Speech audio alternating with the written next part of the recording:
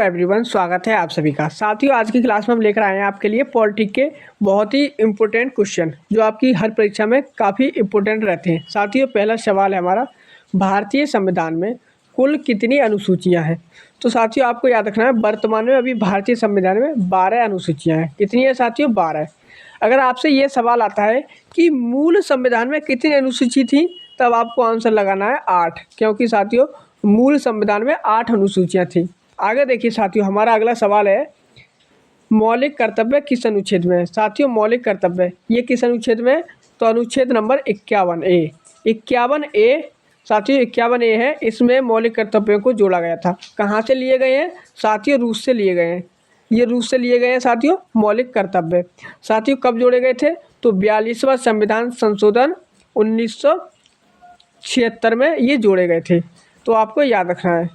और भाग कौन सा है साथियों? भाग है भाग नंबर 4। भाग नंबर 4 में जोड़े गए हैं, भाग नंबर 4A। साथियों, भाग नंबर 4A में ये जोड़े गए हैं। आगे देखिए साथियों, दैहिक स्वतंत्रता किस अनुच्छेद में है? साथियों, दैहिक स्वतंत्रता, प्राण एवं दैहिक स्वतंत्रता का अधिकार, ये साथियों अनुच्छेद 21 में है। अनुच्छेद आर्टिकल नंबर 21 में है। आगे देखिए साथियों, हमारा अगला सवाल है,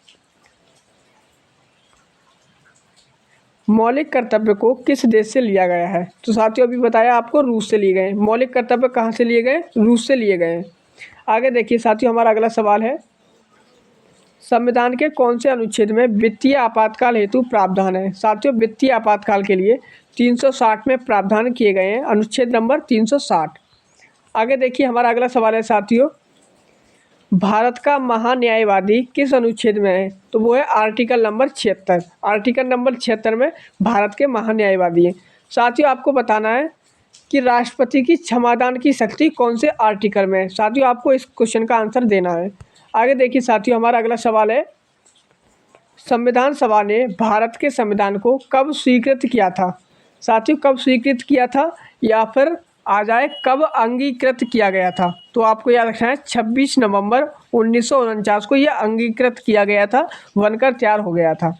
लागू कब हुआ था? तो 26 जनवरी 1950 को लागू किया गया था। आगे देखिए, हमारा अगला सवाल है साथियों, लोकसभा के लिए प्रथम आम चुनाव कब हुआ? तो लोकसभा के लिए प्रथम आम चुनाव 1952 में हुए थे। साथियों, यहाँ पर आपको एक बात याद रखनी है, जो आम चुनाव थे वो 1951 में शुरू हो गए थे। अक्टूबर 1951 में शुरू हो गए थे, लेकिन फरवरी मार्च 1952 तक चले थे। तो इस प्रकार ऑप्शन बी हमारा राइट आंसर हो जाएगा। आगे देखिए साथियों, हमारा अगला सवाल है, कानूनी तौर पर युद्ध की घोषणा करने तथा शांति स्थापित करने का अधिकार किसको प्राप्त है? वो है साथियों राष्ट्रपति को प्राप्त है। ऑप्शन डी राइट आंसर हो जाएगा, राष्ट्रपति। साथियों, मंत्री परिषद की सलाह पर क्या कर सकता है राष्ट्रपति? आपातकाल की घोषणा कर सकता है, युद्ध करने की घोषणा कर सकता है। आगे देखिए साथियों, हमारा अगला सवाल है, भाषाई आधार पर गठित भारत का प्रथम राज्य कौन सा है? तो वो है साथियों आंध्र प्रदेश। आंध्र प्रदेश साथियों भारत का पहला राज्य है भाषाई आधार पर गठित होने वाला। 1953 में इसका गठन किया गया था। कब किया गया था साथियों? 1953 में। आगे देखिए साथियों, हमारा अगला सवाल है, भारतीय संविधान में 22 भाषाओं का उल्लेख किस अनुसूची में है? तो ये अनुसूची नंबर 8। अनुसूची नंबर 8 में इसका उल्लेख किया गया है 22 भाषाओं का। आगे देखिए साथियों, हमारा अगला सवाल है, राज्य पुनर्गठन आयोग की नियुक्ति किस वर्ष की गई थी? तो ये की गई थी 1953 में। 1953 में आयोग की नियुक्ति की गई थी। अगला सवाल है साथियों, इनमें से कौन सा मौलिक अधिकार नहीं है? साथियों, मौलिक अधिकार नहीं है तो आपको याद रखना है, शिक्षा का अधिकार है, समानता का अधिकार भी है, स्वतंत्रता का अधिकार भी है, लेकिन संपत्ति का अधिकार नहीं है। साथियों, अब संपत्ति का अधिकार मौलिक अधिकार नहीं रहा। अनुच्छेद नंबर 300A में ये जोड़ दिया गया है 31 को काटकर। आगे देखिए साथियों, हमारा अगला सवाल है, किस राज्य में सर्वप्रथम राष्ट्रपति शासन लागू किया गया था? तो ये किया गया था पंजाब राज्य में। आगे देखिए साथियों, हमारा आज का आखिरी सवाल है, भारत में कितने प्रकार के आपातकाल घोषित किए जा सकते हैं? तो वो है 3 प्रकार के। कौन कौन से?